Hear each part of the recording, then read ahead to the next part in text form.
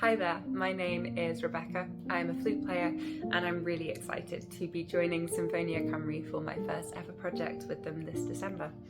I will be playing as part of a wind quintet and our programme is entitled Classics and Carols. As this suggests, we're going to be doing some classical favourites alongside, of course, some Christmas music.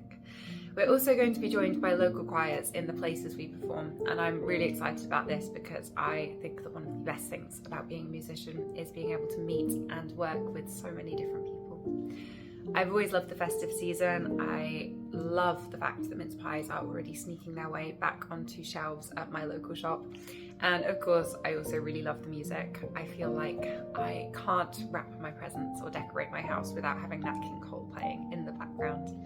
And at this time of year, I always feel very lucky to be a musician because music is something that is so central to so many people's traditions and memories, and it feels really special to be able to feel that you can play a part in that. So if you need a little bit of break from your holiday planning, come and join us for one of our concerts. Tickets are available on the Sinfonia Cymru website. It's going to be festive and cosy and a lot of fun. I look forward to seeing you there.